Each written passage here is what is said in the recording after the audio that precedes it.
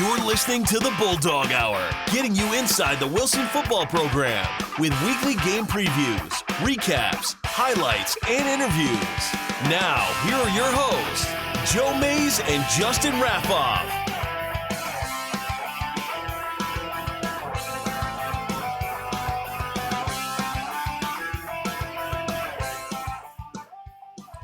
Well, hello, everyone, and welcome to episode 17 of the Bulldog Hour's 5th season. I'm one of your hosts, Joe Mays, and sitting next to me, my co-host, Justin Raffoff. Yeah, it's good to be here. It's crazy that the regular season's done. Yeah, we're done. Last show, over. 10 games and out, right? No, it doesn't work that way. Thankfully, it's not that way. Yeah. And hopefully, we have quite a few shows left. So. Right. And I do want to say and get this out there immediately. As you probably noticed, we're a minute or two late here. Comcast, it just decided to stop working at like 8 o'clock when I was trying to get set up here. And I noticed it immediately. And it wasn't just our internet, it was the television too. So I don't know if this is just at my home in my neighborhood or what's going on. So I don't know if anyone is even watching us right now. If you have Comcast, maybe you are out or having interruptions. So if we would disappear, putting it out there that it's not my fault for a change.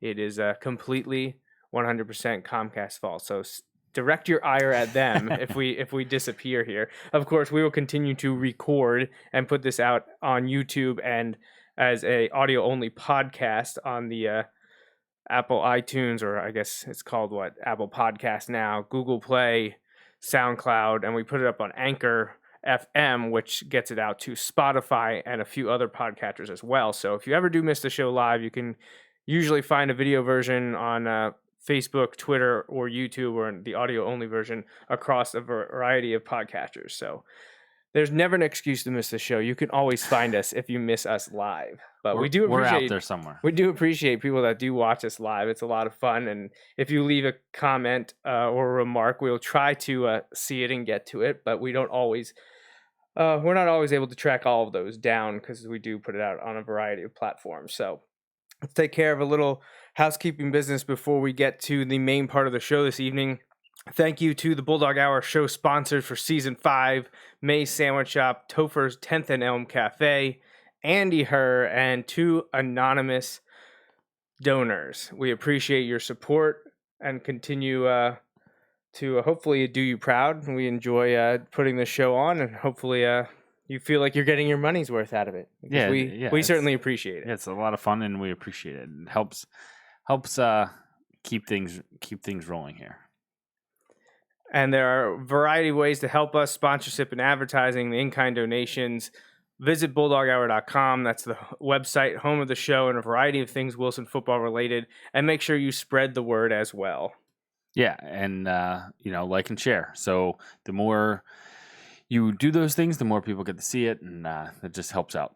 And we like hearing the feedback too. Oh, definitely. Yeah, it was a lot of fun throughout August and September. A variety of people chanting the name Bulldog Hour, or saying you guys are the hosts of the Bulldog Hour, and just you've had random parents or students that meet the teacher night, and just like it's been fun. It's always followed up by who was it? And I always reply, I'm not exactly sure. Not always. There are times, but there are times where I don't know who it is.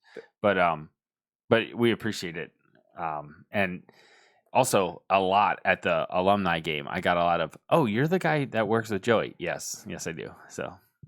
That's how I'm known.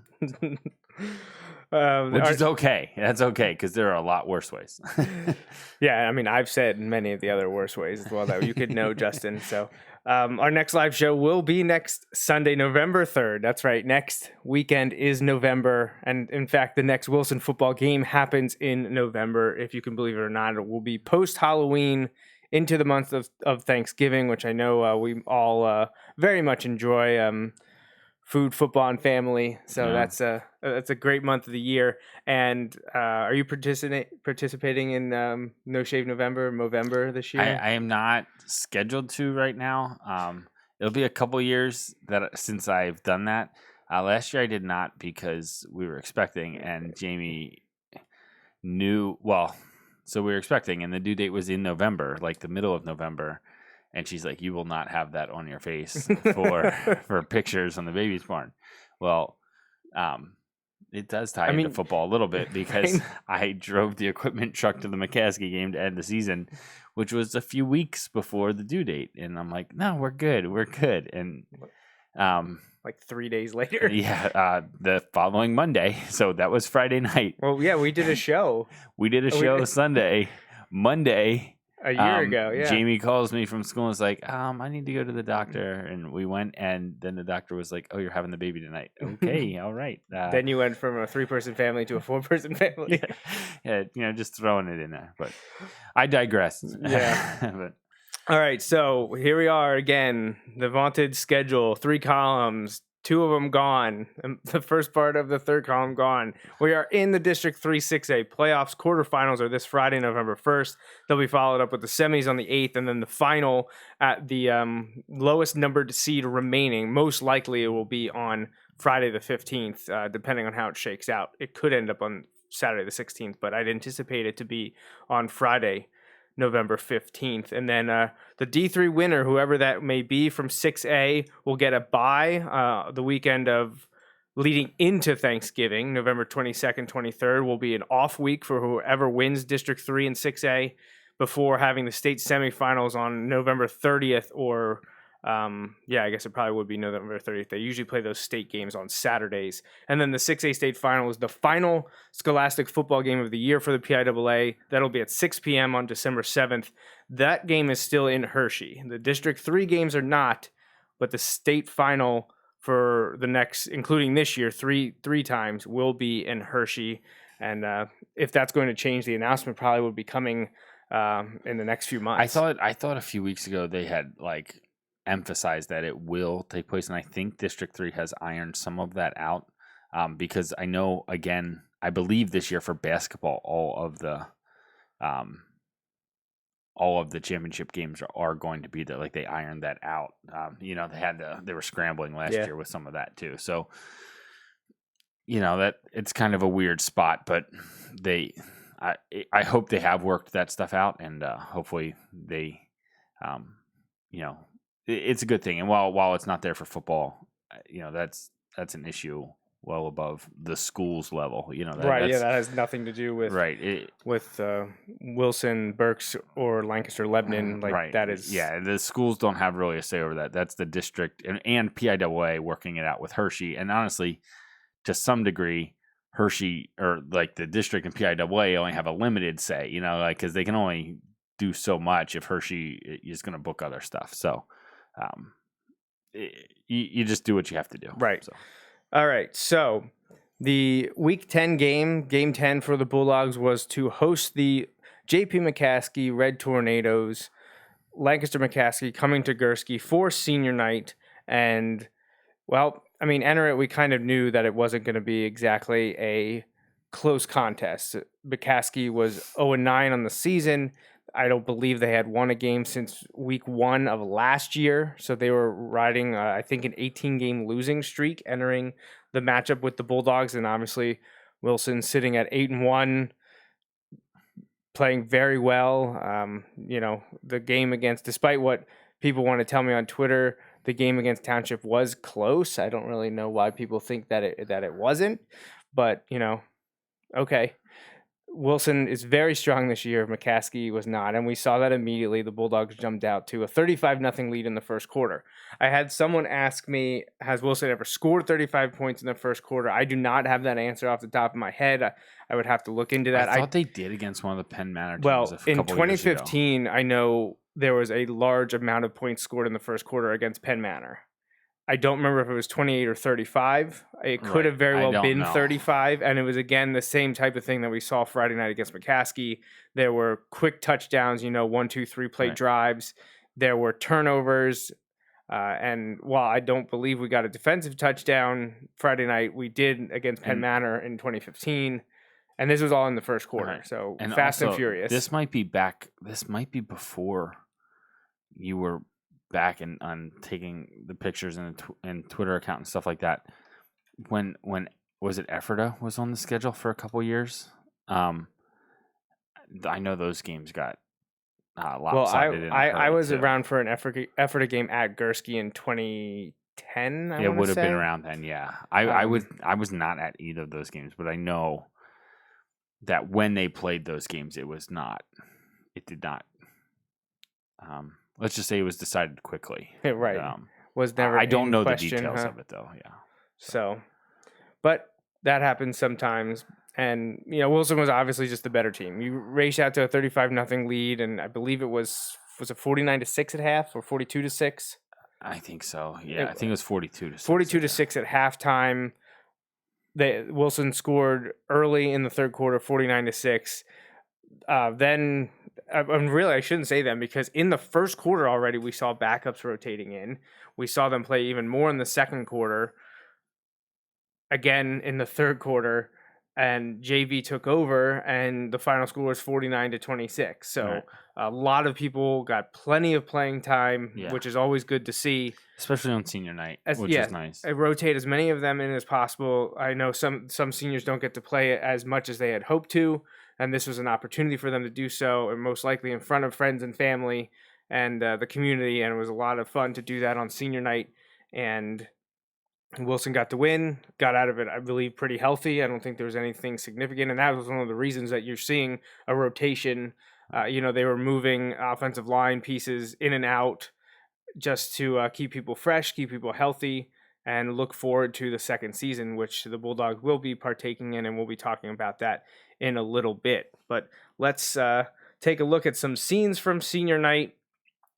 Again, they recognize every year the last home regular season game, any seniors, football players, cheerleaders, athletic trainers, and team managers are recognized on the field prior to the game. I don't believe there were any athletic trainers or managers recognized this year. Not that I noticed, but I was starting to go up on top at that point. So. I think it was all football players and cheerleaders, and we got to see 24 players and 10 cheerleaders recognized, and you can find pictures from that event on the Facebook page. I have uploaded all of the photos, I believe almost 200 from the festivities before the game onto the Facebook page. So if there's some pictures that you wanted, you can find them there. You can take a look at facebook.com/Wilson Bulldogs football. And it's always a good time, a good event, and it's great to be able to recognize the student athletes and their families prior to the final game. All right, so should we do stats first, or you want to do highlights? Let's do stats first. Okay, we're going to do stats first. Justin told me stats first, so I always do what Justin wants to do. That's right. I call the shots here. All right, so all right. Nothing could be further from the truth. All right. Again, 49-26 favored the Bulldogs. First down, Wilson 15, McCaskey 9. Wilson had 29 rushes for 233 net yards. McCaskey 24 for 67. McCaskey ended up throwing for more passing yards than the Bulldogs, 104-98.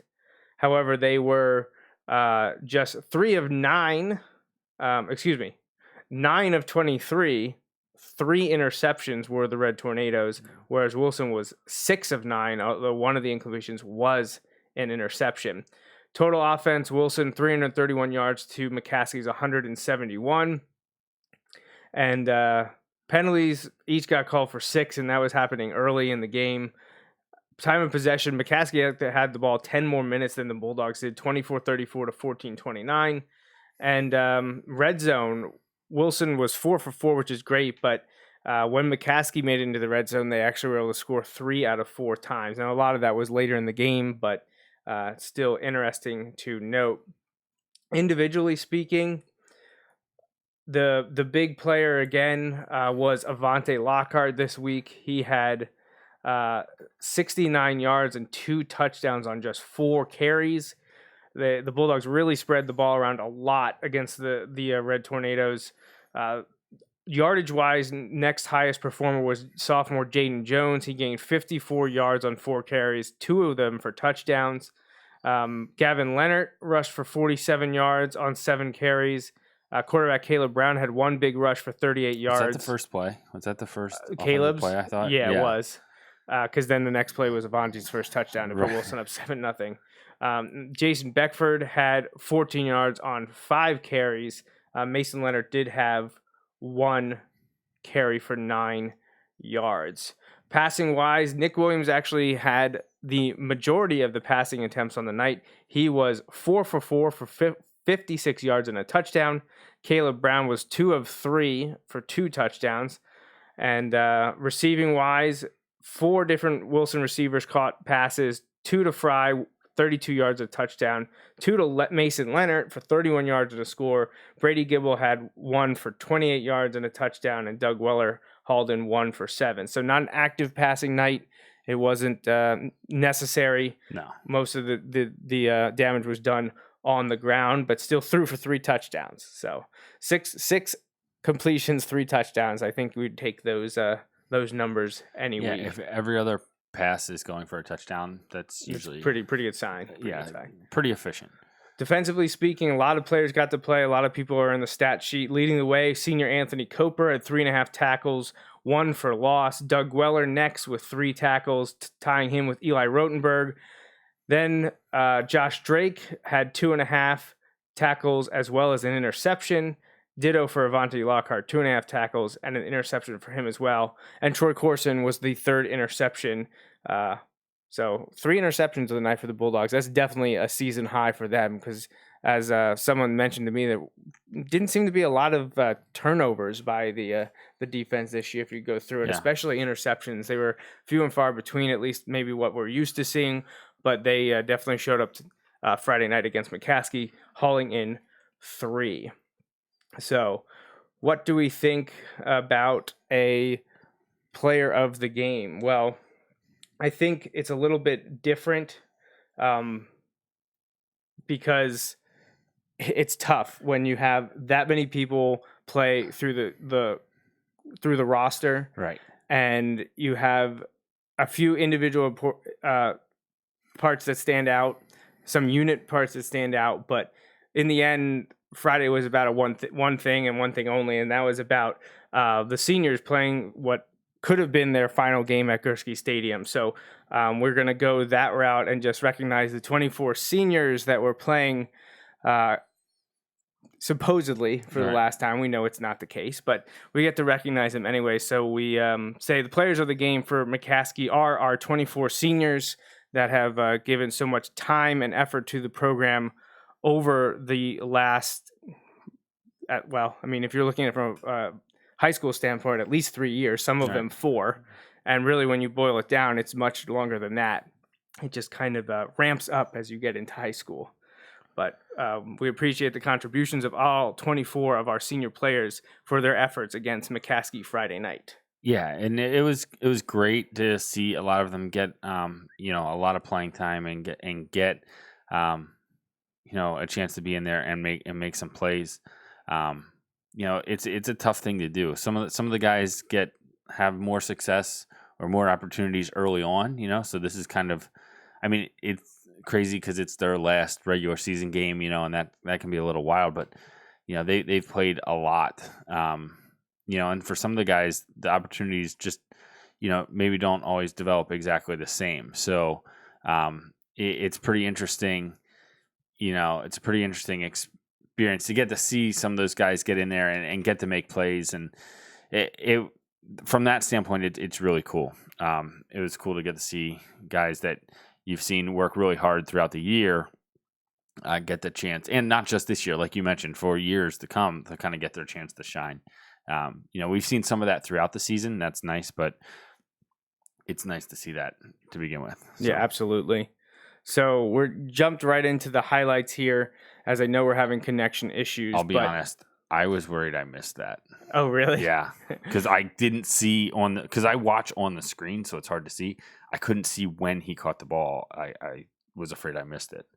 So we're 2 highlights in now, and Wilson's already up 14-0. They didn't show Avante's first touchdown, which came after Caleb Brown's long 38-yard run to set him up. He finished it. Wilson goes up 7-0. Next drive, Avante picks off the pass. A few plays after that, Caleb Brown finds Brady Gibble to go up 14-0. The next series for the Bulldogs, Avante has a big, long touchdown run again. Wilson's up 21-0, and we're like halfway through the quarter. Then Caleb Brown to Mason Leonard that was a shovel pass, right? Yep. And Wilson scores again, 28-0. Receiving touchdown. Right. Wilson and McCaskey then traded touchdowns, 35-6. And Mason Leonard gets another shovel pass on 4th down, picks up the first, and sets up what will be a 27-yard touchdown pass from Nick Williams to Matt Fry. This was a nice one. Yeah, it was. To get into the end zone. And Wilson would be up 42-6 again. They said that's what it was at halftime. Now we're in the second half. And, no, we're not in the second half yet. So I was right. It was 49-6 at halftime. Just like I told you. Yeah, liar. Or the number at the top there was wrong too. No matter what, Wilson scored 49, McCaskey 26. Bulldogs get the win, and it was a strong performance from Wilson as expected. So not a lot of it is what it is. There wasn't too much to say about it. They went out and they did what they were supposed to do, right. And they that took was care great. of business. And everybody, it led to the coaches being able to kind of do the things they wanted to do. So from that standpoint, it was a successful week. But then it's kind of really quickly onto what's next. Right. So that's just one of those things that here we go.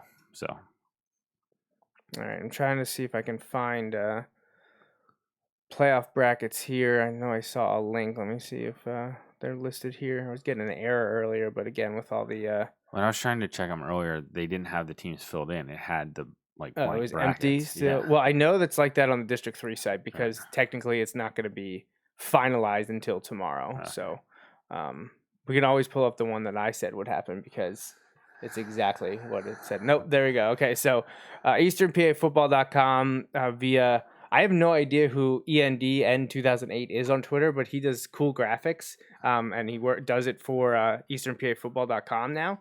And he's always putting out the district power rankings with the helmets of all the top 8 teams. And now they've come up with a graphic here that I'm going to show you in a moment.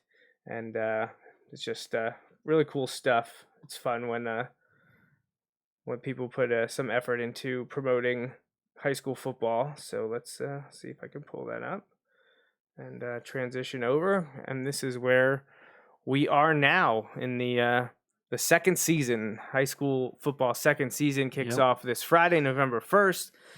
Wilson Focus District 3 6A playoffs, and the Bulldogs are on top, much like we said for the last 3 weeks now? Yeah, about 3 weeks ago, it kind of caught our attention. Yeah. We didn't really start thinking. I don't want to say we weren't thinking about it, but I would say we were skeptical. Not that we didn't believe it. It's just we're like, I want to see. We hadn't been following that closely to be seeing the actual numbers, right? And then we were like, well, let's see. And if we cut it to a certain point, then now you've got our attention, and it kind of exceeded that each time, and kind of got a little ahead of schedule. Well, not only did we jump them here for the final, we had jumped them last week. Right. That was the big thing. And there were still a lot of people that were like, well, when it all works out, that won't happen. And then I was like, well, I can prove it. So I spent a lot of time Monday, Tuesday night, I think it was, trying to calculate this and come up with just an Excel file that would do it for me if I could just change input of week 10 games. And I went with what I expected to happen, and then we could tweak a few things here and there, and it would have taken a lot for Township to jump us. So Wilson, number 1, Township 2, Central Dauphin 3, Harrisburg 4. They are the defending champions from District 3 6A.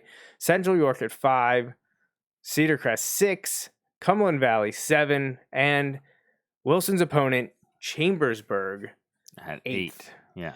So we got 3 Lancaster-Lebanon teams. Did Harrisburg Central York flip from last week, or was that? No, that's how it was. Okay. They had been flipped before the Harrisburg game. Okay. Central York was 4 and Harrisburg was 5, but doing the calculations, So I said if after the Harrisburg games wins, last week, they will go to 4. Right. No, only after the games Friday night had they flipped. Oh, okay, Harrisburg okay. has been Okay, 4. okay. Yeah, it's just they dropped to 5 after Central York beat York William Penn. Right, I got you. But yeah, we said as long as Harrisburg won, and they destroyed Altoona. But not that it's not big to have home field, but that changes from Friday night to Saturday game. Right. So just kind of interesting there. So. Yeah. So here is the official PIAA District 3 football power rankings. These are finished. So they basically have the bracket, but don't fill out the bracket until it's ratified by their discussions. Right. I don't know how it would ever change if this is the official final power rankings. But you should notice that they are exactly the same thing that I was able to compute on Saturday morning, because that played out exactly as a lot of people thought. Cumberland Valley would lose to State College, which they did. Harrisburg would beat Altoona, which they did. And then I believe, and just for a few minor tweaks, a District 12 game, Archbishop Wood against Father Judge. That would all go into the strength of the schedule, the winning-losing percentages of your opponents. Archbishop Wood beat Father Judge. So those final rating numbers are what I predicted they would be Saturday morning, and they're pretty close, and actually 1 or 2 of them were exactly what I said they'd be before the Week 10 games even started. So, yep, I had my file right. I'm very happy about that. The file was right. And, I actually talked to coaches from 3 or 4 of the teams in the top 8, just wanting to know how exact they thought I was, because they could start thinking about the playoffs and who are they going to play. Right. So, obviously, we talked to coaches at Wilson. I'm not going to talk about the other coaches that reached out to me, but yeah. So I actually had people in both 3A, 4A, and 5A also say, any chance we can get one of those? It's an in-depth process. It's just really a lot of time. Like, it's just data. Once you figure out the formulas, and once you have hard. it set up, right, it's not as bad. Yeah. But in just talking to you, going through, it's one thing to do these games. Like, it's not as though you're looking at these 10 teams, though, because with the last couple of weeks, we've talked about the 9th and 10th, and that's kind of where we drew our line as to teams that had a legit shot, depending on how things worked out.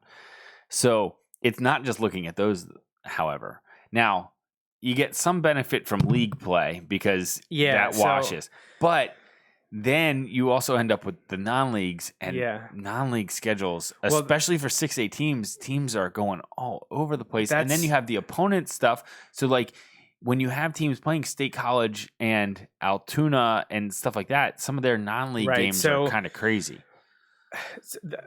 First, I'm disappointed that I did this in the second year of a 2-year cycle, because now because I can use the calculations will be right, but like all the inputs will be wrong, because LL is changing their schedule format because they're going from 3 sections to 4, so that's going to change the teams you play. Right.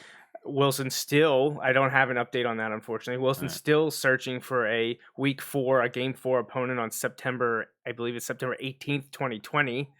So there's a lot that's going to change next year, but I at least have kind of a setup that I could go through and do it if I wanted to. Right, you understand how it's set up and how it's working better. But yeah, so it's the biggest problem is when you bring in multiple leagues across District 3. That's the biggest issue, because if you're doing, like, if it was just an LL thing, you'd be done pretty quickly. But no, then you have the Mid-Penn, then you have York, then you have Berks. You have all these leagues that you have to account for. So the LL teams were easy. And when I was focusing, I was like, I'm just going to do Wilson and Manheim Township and like the teams associated and be done there. And I figured it out, and I was like, oh, we're good. And I was like, well, I could probably do the rest. And then like 12 hours later, I was like, why did I do that? But you started pulling that thread. Next thing you know, your sweater's gone. So the only shortcut I took is York Tech, there's 18 teams in District 3 6A. York Tech is always 18th, because I don't know if they've won more than one game in the years that I can remember looking at these power ratings. Unfortunately for them, they don't play any other 6A teams, nor does their schedule interact with anyone. So I could completely ignore them altogether. Right. So instead of doing 73 different individual team schedules, I only had to do 62. Oh yeah, So, I mean shortcuts, right. I guess. Yeah, York Tech had no impact whatsoever on any of the other 17 teams in 6A. Right. No impact at all. None of their teams overlapped with anyone. So, like Wilson, I had to do obviously 10 teams. Then I Right. have to do all of the LL League Right. and all their non-league opponents. Now, the nice thing is when you get to a non-D3 non-league opponent, I don't have to do their full schedule. So Right. like I didn't have to do Hollidaysburg. Right. You know, I didn't have to do Mifflin County. It was interesting talking to you later in the week. You're like, I learned a lot about a lot of teams this week. I said, like, never thought I'd care about Greencastle Antrim, but here we are.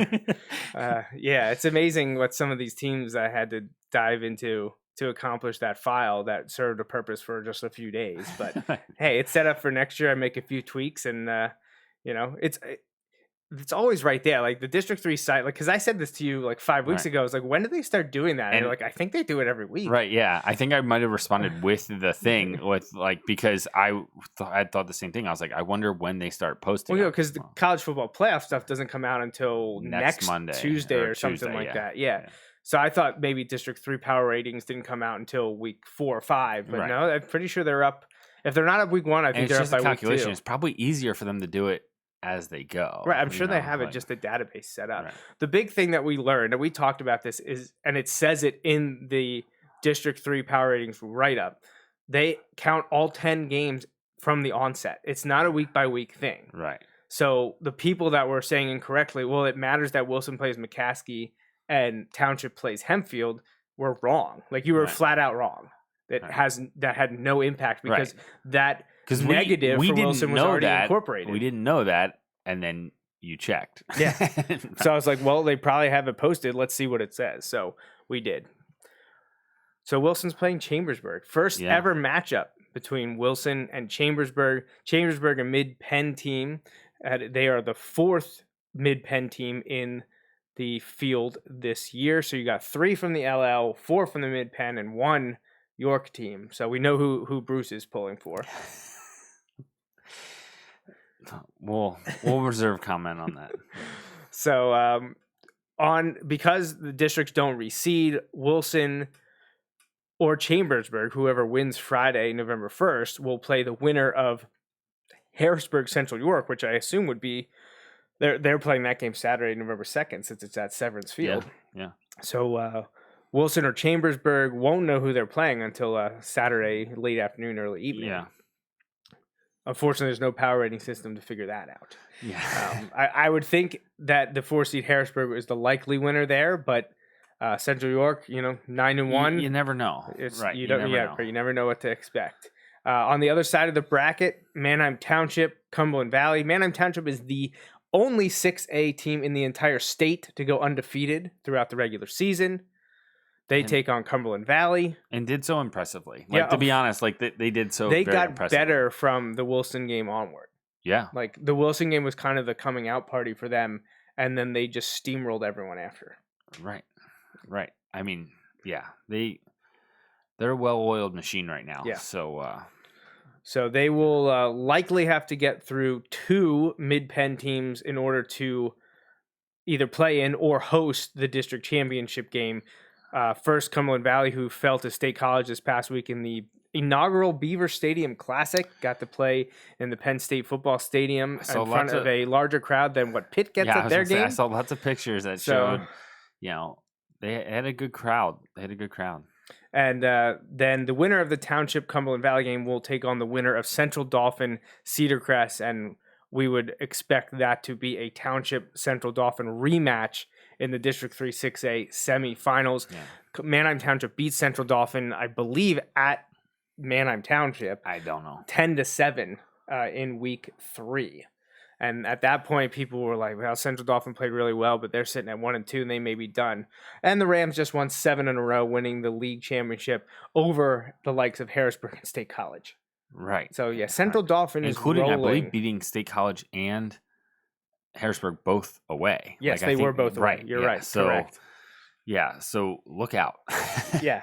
So a lot of good, strong teams in the District 3 6A playoffs. And hey, you win District 3. Remember, you're one game away from representing what is now, we're back on the East now, Yeah. the eastern half of Pennsylvania Because the teams further east go west. Go west, right? Yeah. Well, No, I know. It's all I know. enrollment and stuff like that. I But know. yeah, so the District 3 champ plays the District 1 champ, Right. which is probably going to be one of the Downingtowns or Coatesville. It would be They my would be guess. like the favorites. Probably. However, in the District 1 playoffs, Coatesville is the 7th seed. And there are upsets in the District 1 playoffs all the time because they still do 16. Now, Yeah. Part of this that's alignment why we have was a bye. there are a large number of 6A teams in District 1. Yes. Like maybe as many, I think between District 3 and District 1, there are as many as like all the other districts. Like that's part of why the realignment took place. But District 1, suburban Philly, has a ton of 6A schools. So they still have the 16 teams, and there are some crazy upsets. Wasn't just like the other year. Was there a 16-1 upset or near upset in like no, one of them or you're something right. like that? Was that in District 1 though, or was that in District 11? I thought it was District 1. I thought North Penn made it as the 16 or lost as the 1 or something like that. It was a few years ago. I don't remember the exact details, but it was a crazy, oh my gosh, what happened? So I'm gonna pull up the District 1 6A just to show everyone, just because whoever wins District 3 will be playing the winner of this. So yeah, the one of the teams you would expect to win, Coatesville, is the 7 seed. So I don't know how their stuff goes through. I do know that Coatesville lost their final game of the year, which I think was against Downingtown East. Right. So you have Downingtown West as the 1 seed. But you have North Penn, who's really good every year. The 9 seed at 7-3. And I don't know, but you probably some of the Downingtowns, maybe the 2 Downingtowns were losses there in Coatesville. But that was a round robin. Now Coatesville, remember, lost to Harrisburg. That's where their other loss is. Yeah. But then Downingtown West, I believe, lost to Coatesville, who lost to Downingtown East, who lost to Downingtown West. Right. There's that kind of like we saw last year with Wilson, Warwick, and Township. Again, a lot of this goes into schedules and things, but Plymouth Whitemarsh, the 11th seed, 8-1. 8-1, right. Now that's getting down closer to Philly, so maybe they played a lot of D12 school. Right. I don't really know all that goes into it, but yeah, you have Coatesville as the 7 seed, who won the district last year. Look who's there at the 5 seed. Yeah, Springford at 8-2. Didn't lose a game since we beat them. Playing Haverford, who is also 8-2 as the 12 seed. Well, Springford 2 weeks ago just beat Perkiomen Valley in a very close, hotly contested game.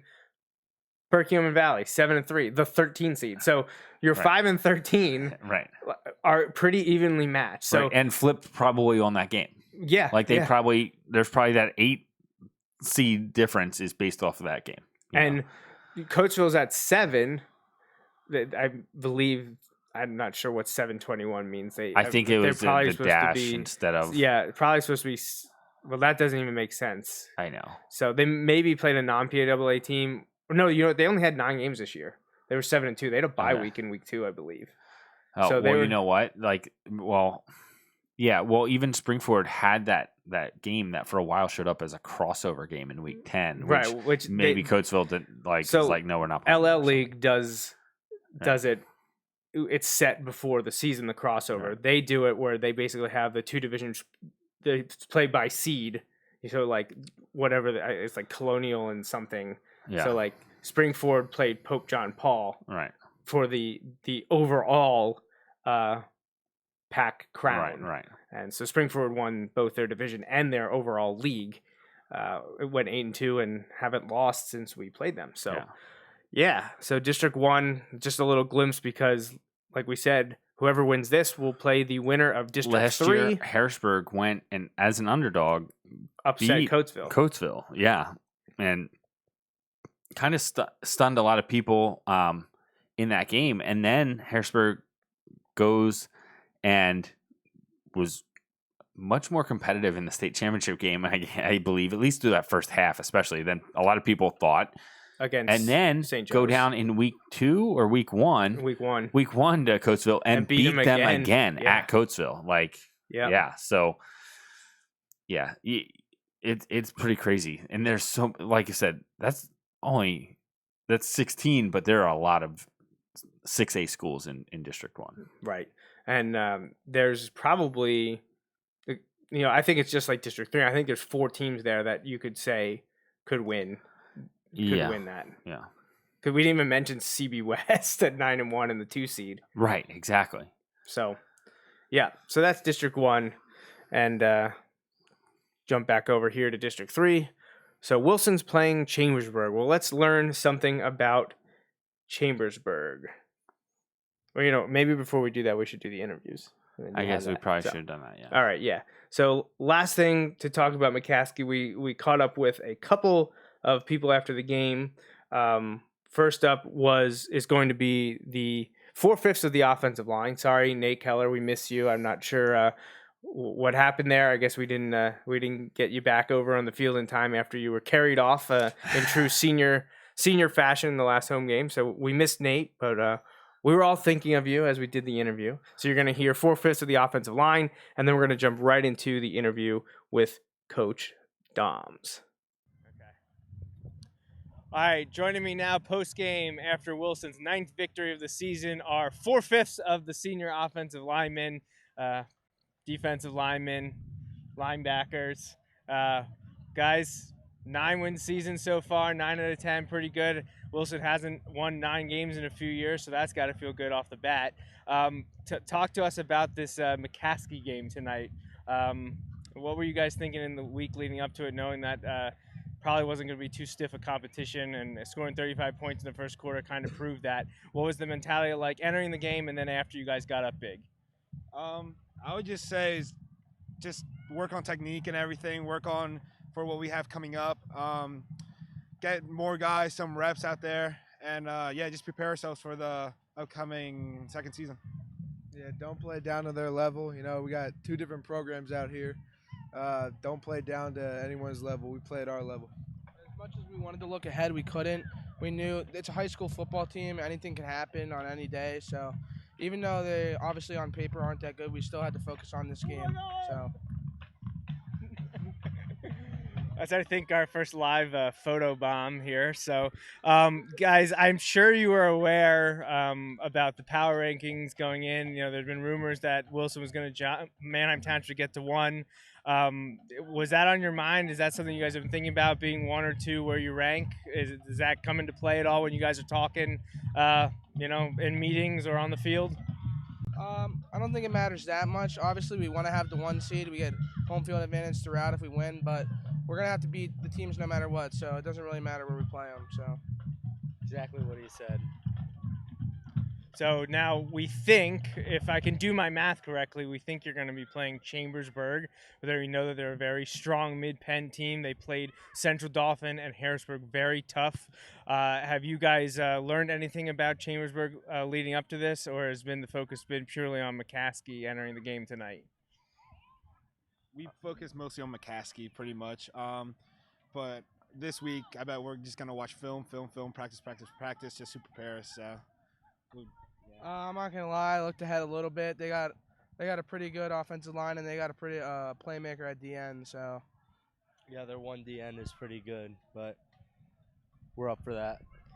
Yeah, it's I don't know where Chambersburg is. well, it'll be a 2-hour bus ride for them to get here. It's pretty much the farthest away you can get from opposite ends of District 3. So it'll actually be, if it holds true, and we'll find out in a few hours here. There are 2 games tomorrow that could impact it a little bit, but it will be the first ever meeting between Wilson and Chambersburg. The 2 programs have never played before. So, guys led the way this week tonight. First quarter, huge offensive output, and that was mostly done on the ground, which I'm sure you all like to hear. Vontae getting him a few touchdowns again tonight. We saw Mason, Jaden as well. Is that something you guys focus on this week, that you wanted to get the ground game going against the Tornadoes? We always do. We always want a ground game going because that's our strong suit, I would say, of the team. And once we have a ground game, we can sort of control the rest of the game.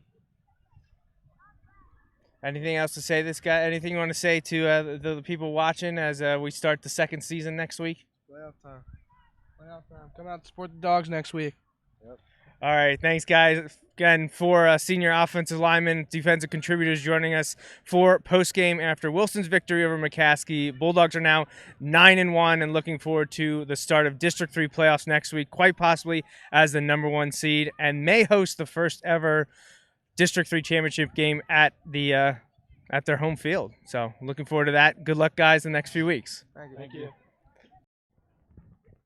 All right, joining us once again on the Bulldog Hour is Wilson head coach Doug Doms.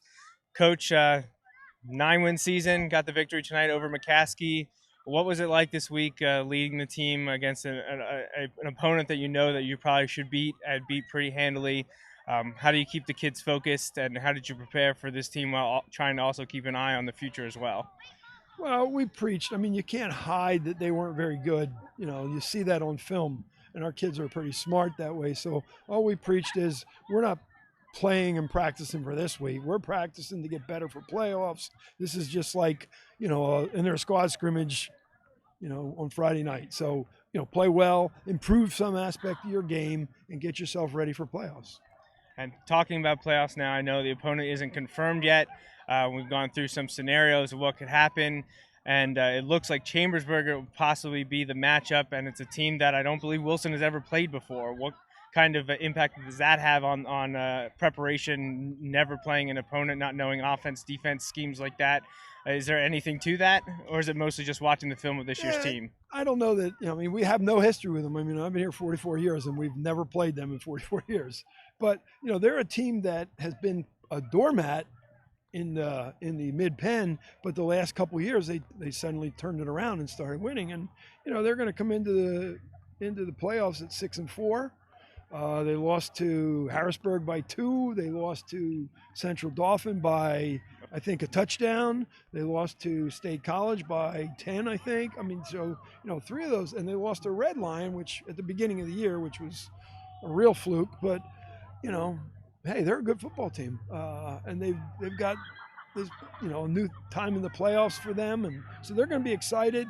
Our kids are going to see a couple of nice running backs, a quarterback can put the ball in the money, some big linemen. I mean, they're a first round. They're going to be a challenge. Yeah, it's kind of one of the toughest 1-8 matchups that I can remember recently. It's going to be quite the game. You mentioned some of the kids you're going to see. I know that they have one stud defensive end that the people are already talking about, and from the mid-pen contacts I have, they said that this team, looking at the way District 3 is set up this year, really, if you'd rank them by how good they are, talented they are, they probably would be 5th. So it's a tough draw in the first round if it ends up being Chambersburg. It is a tough draw, and I think, I said 2 weeks ago that there were probably 5 teams that could win a district title, and they're one of them. They've lost a lot of close games, so we'll see if that continues or whether they get their act together. Now, there's been a lot made over the last few weeks as it started to come out, as it looked like Wilson was going to end up being the number 1 seed in districts. What do you have to say about the way the power ratings work out and Wilson jumping Township, who, they beat you right here on our home field? What do you have to say about the way the power ratings work? Sometimes the power ratings work in your favor and sometimes they work against you. So, we've had our share where they worked against us.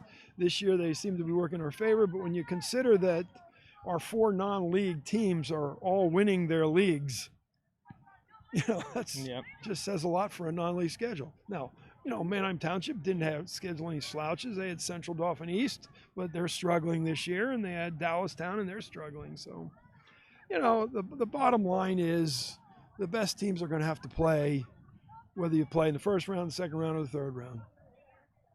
And that's it. So everything happens on the field. We'll see what happens next week. The game will be at Gursky. No matter the opponent, we don't know yet. We'll probably find out Saturday evening once the Harrisburg, I forget who Harrisburg is playing, Altoona, I believe, yes, and State College takes on Cumberland Valley in Beaver Stadium. And power ratings should be finalized, matchup set Saturday or Sunday, and we'll know who the Bulldogs opponent is then. So thanks for joining me, Coach. Thank you. All right, so those are our post-game interviews from the McCaskey victory Friday night, and we'll dive right back into our Chambersburg preview here in the Wilson 2019 playoffs, District 3 6A quarterfinal round. I will mention here that the game will be broadcast It is going to be done by Wilson Media Productions, not by me, Nice. which is nice. And we can thank the good folks at Weichel Realty Group are stepping up and paying the District 3 media rights fees. So they are paying that on our behalf so that Wilson Media Productions can broadcast the quarterfinal game against Chambersburg this Friday, November 1st. So there will be a live stream of the first round of the playoffs. So thank you to Weichel Realty Group, Chris and his wife Megan. They were with us 2 years ago. They stepped up and did the semifinals against Township in 2017, and said they wanted to help out again. So they're paying the media rights fee. So we really appreciate that. And I'll have more about the live stream this week as we get closer to the game. But Chambersburg now. So they are coached by Mark Luther, who I believe is in his 4th year with the program. He inherited a program pretty low. I think when he took over, they hadn't won a game in the previous season. And in his first 2 years, I'm not sure they won more than a game. I think takes time. Yeah, they had been especially you're in the mid-pen. Like, yeah, right. Think about it, you're not just in some slouch league, where you get to be decent, you'll win some games. Like, no, you got to be good. Yeah. So this says they won 3 games in 4 years, and that was the season before Coach Luther took over, and then his first 2 seasons on the job before last season. And last year they won 7-3 in the mid-pen, and we know how stacked they were last year. And the only reason they didn't win their playoff game is because, it was against Manheim Township in the first round. Right. So very similar to what we're seeing this year. A very strong team, not getting to, didn't get the benefit of the doubt because of the way the power ratings work out. They had to play a strong team at the onset, and they got bounced from the playoffs early. But they have, I believe, and I think this counts specialists. So, your 11 offensive and defensive starters plus the specialists, you got 24 guys. I believe they have 20 of those 24 guys back. Wow. So experience loaded at nearly every area of the field. And Chambersburg is led by quarterback Brady Stumbaugh and running back, and this is the big name here, Keyshawn Jones, who in 2018 had over 1,500 yards from scrimmage, and Brady threw for over 1,300 yards from his quarterback spot. Both of those guys are back and led Chambersburg this year to the 6-4 record. Again, in the mid-pen, they fell to Harrisburg, Central Dauphin, and who was their other loss besides Red Line, which seems to be State College. Yeah. So Chambersburg lost to the big teams in the mid-pen, but they played those teams really tough. Right, and you heard Coach Doms mention that in the interview. I think, was Central Dauphin maybe a 10-point loss, like 17? No, it was a 5. Okay. Central Dauphin, they lost by 5. Harrisburg, they lost by 2. State College, they lost by 10. That was the one. State College, they lost by 10. Yep. Yeah. So, the 3 of the highest, mid-pen teams, they played within a score or 2 of each one of them. Those are games that could go either way. Yeah, this is a tough opponent. Yeah, and they're tested in their league. They play a tough schedule, right? And then also they have experience. You mentioned they have a lot of returning guys from a team that played a tough playoff game last year. So. This is, how do I word this? Well, this is Wilson's toughest. Not your typical 1-8 this matchup. is certainly not a typical 1-8 and we've talked to some people who have said they would count Chambersburg into the teams that they feel could possibly win are good title. enough to win a district title. Right. This was before brackets were set, before all of those things. They said if you're just looking at the 6A teams and counting up, do you yes or no, are they good enough to win a district title?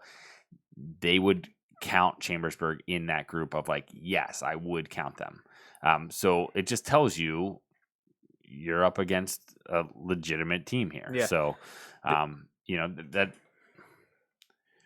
So it's going to be, you have to bring your best game from the start here. There's no coasting through the first round and then we'll see who we get. No, none of that. You have to be ready for a tough game on Friday night. Yeah, they returned 3 or 4 of their offensive linemen. Couldn't nail down that exact number, but the majority of their offensive line starters are back, including their center. So quarterback got their main guy has returned now that they've played 10 games this year.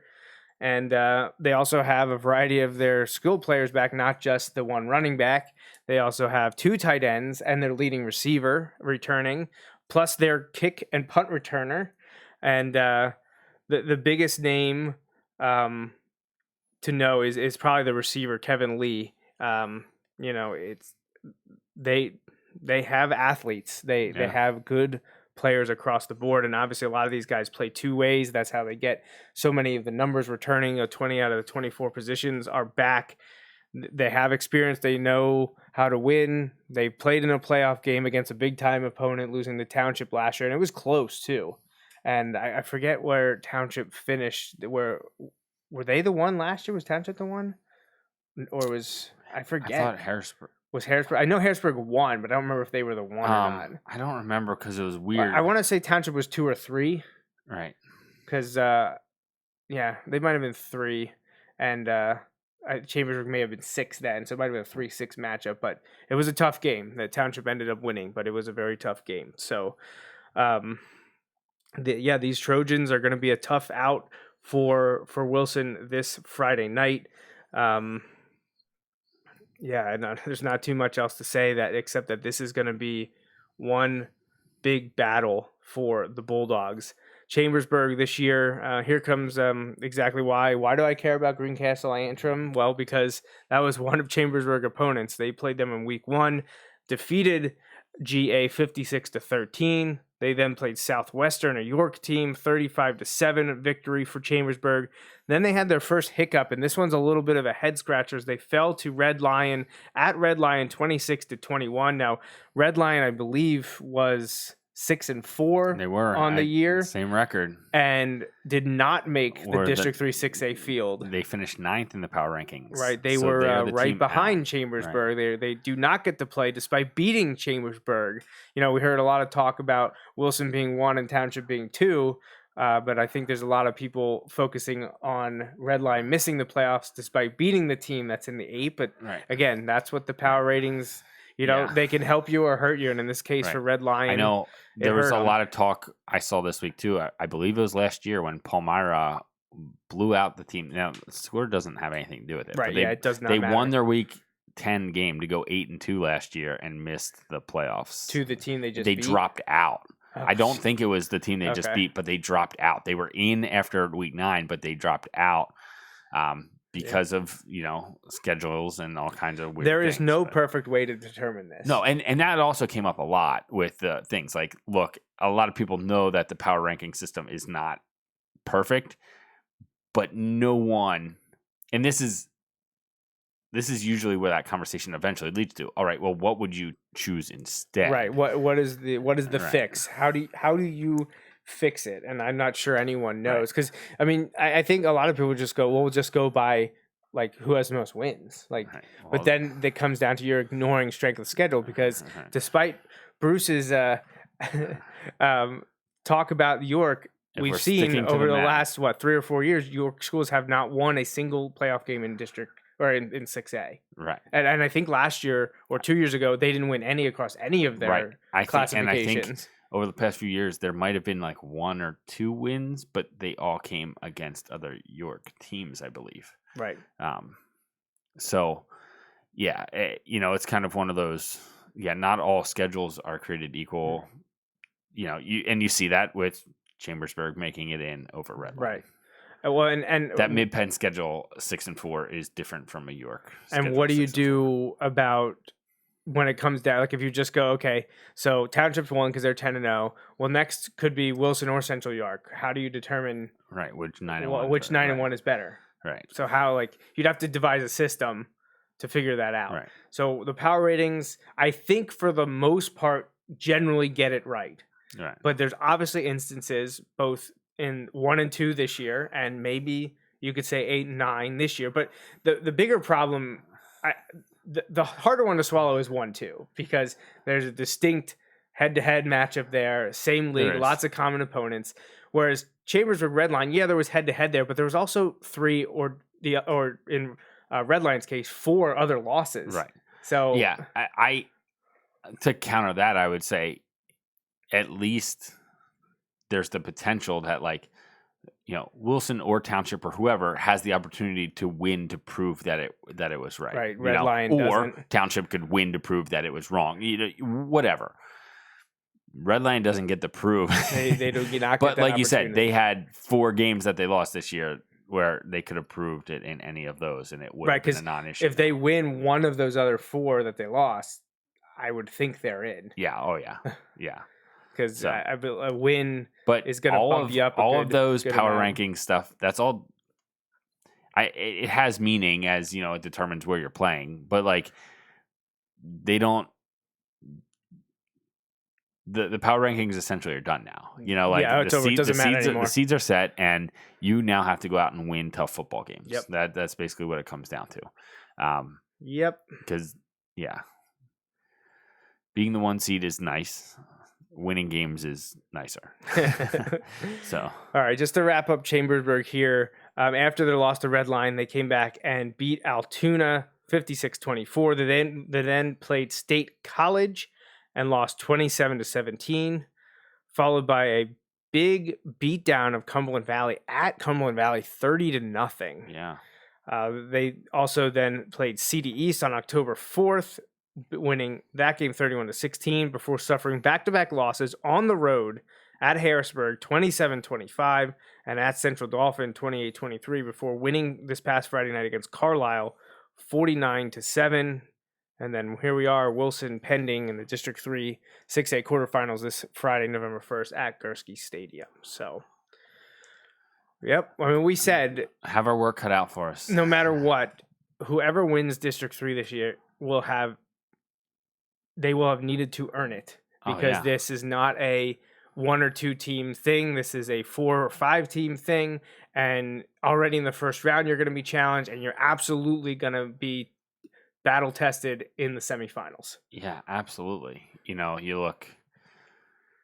Yeah, sometimes there's that year where, your first round game, and that's not to say that, somebody won't do really well in the first round between, the 8 teams that are there. But yeah, you're gonna have to earn it, and that includes Wilson here. And it starts with this week. You can't worry about who you're gonna play. First of all, it won't even be decided till after your game. If you can manage to win. Right. But you got to put all your focus in this one game, and survive in advance, right? Survive in advance. Win this game and, put the preparation in, be ready to go from the start, put a solid game together, not a quarter, not a half, but be ready to go for all 4 quarters because this could be a tough game that comes down to the end, like a number of Chambersburg's games have this year. Right. So, not to extend this conversation, but just thinking about it here, 7 seed Cumberland Valley, housed by Chambersburg, the 8 seed, 30-0. Also, 1 fewer wins than Chambersburg at 5-5. Yeah, they have the 7 seed. Right. So I mean, right there is another. You could point out 9 is mad at 8, who probably is mad at 7 a little bit, maybe. I mean, you're gonna have to play Wilson, Township, Central Dauphin, right. Harrisburg. If you're 5, 6, 7, 8. An interesting side note to the whole Chambersburg being the 8 and Wilson being the 1. I don't know that there is a further place that they could have traveled. Yeah, it's a 2-hour bus ride. Yeah, it's gonna be rough. So. But head coach Luther seems to be having them moving in the right direction. Back-to-back very strong seasons, and they have a chance to make it really memorable, taking on the number 1 seed this Friday night. Yeah. So hopefully, we know they've already started their work for this week. Hopefully they're ready to go, get a good week of practice in, and get some big time contributions from the guys who have been there all year. But. You never know who's going to be able to step up in these games and make a play. So hopefully they're ready to go. Yeah, hopefully. And we will be there Friday night. And I'll have coverage on Facebook, Twitter, and Instagram. And we'll have the game cast will be via Wilson Media Productions on the Wilson School District Facebook page. I will make sure to share that on my pages as well. And I think that's it. So thanks for tuning in to the Bulldog Hour this season. Got the regular season covered. Now we're on to the playoffs. And we'll be back next Sunday to recap the Bulldogs game against Chambersburg, and when we'll go from there. Yeah, hopefully previewing, but we'll have to wait and see. Yeah, we will. So I think that's it. So for the entire Wilson football program, I'm Joe Mays. He's Justin Raffoff. And until next time, remember, go Bulldogs. Thanks for listening to this week's episode of the Bulldog Hour. Want more Wilson football? Follow the show on Facebook, Twitter, and Instagram. Subscribe to the podcast on iTunes and SoundCloud, or visit www.bulldoghour.com. The Bulldog Hour is a featured program on jmnjrradio.com.